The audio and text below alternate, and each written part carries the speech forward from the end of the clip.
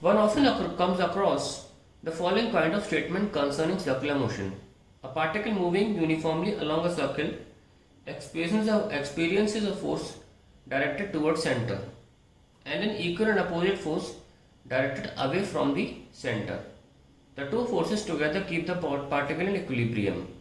Excellent. What is wrong with this statement? देखो, जैसे कि बहुत से लोग ये सोचते हैं कि ये प्रोटॉन है और ये इलेक्ट्रॉन है, ये इलेक्ट्रॉन इसीलिए मूव कर पा रहा है क्योंकि सेंट्रीपिटल को सेंट्रीफ्यूगल बैलेंस कर रहा है। ऐसे ही बहुत से लोग सोचते हैं कि सन है और ये अर्थ है, सन गोल गोल घूम रही है क्योंकि सेंट्रीपिटल सेंट्रीफ्यूगल बैलेंस है, इसलिए अपने रास्ते को छोड़ नहीं रही। ठीक है, तो और वही बात आप टेंशन के केस में ले सकते हैं कि पत्थर मूव कर रहा है तो टेंशन जो है वो सेंट्रीफ्यूगल को बैलेंस कर रही है। ये सारे के सारे स्टेटमेंट्स गलत हैं क्योंकि एक ही समय पर ये दोनों फोर्स लगते नहीं, पहली बात।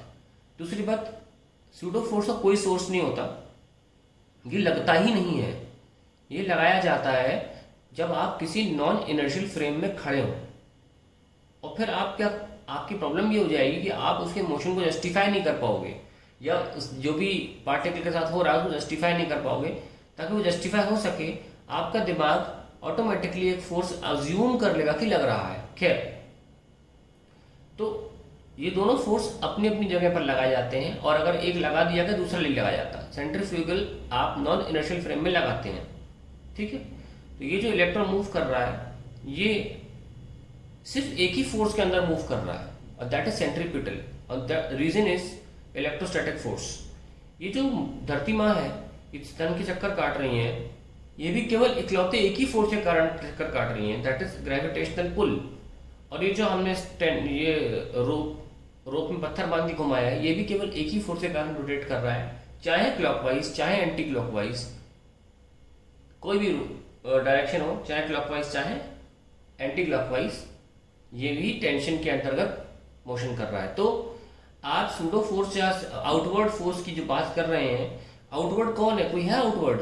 कोई नहीं है। There has to be a reason behind the force, there has to be a cause for the motion. ये तो हम पढ़ रहे हैं यहाँ पे।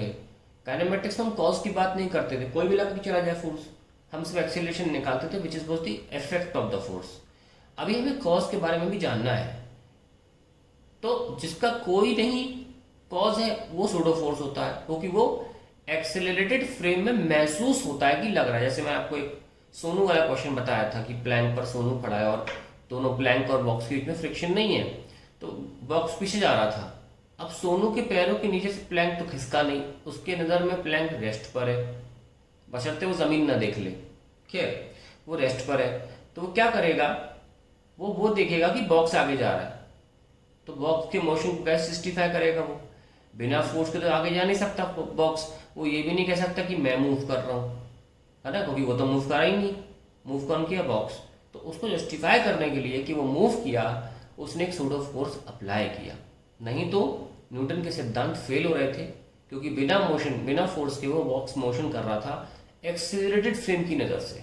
ठीक है, तो ये कहना बिल्कुल गलत होगा कि एक ही समय पर आप सेंट्रीपिटल भी लगा रहे हो और एक ही समय सेंट्रीफ्यूगल लगा रहे हो कैंसिल करने के लिए। ऐसा नहीं होता है, हमेशा सेंट्रीपिटल ही लग रहा होता है। हाँ, अगर आप एक्सीलरेटेड में चले जाओ तो आप सेंट्रीफ्यूगल या यूँ कहिए कि आप सूडो फोर्स लगा सकते हैं।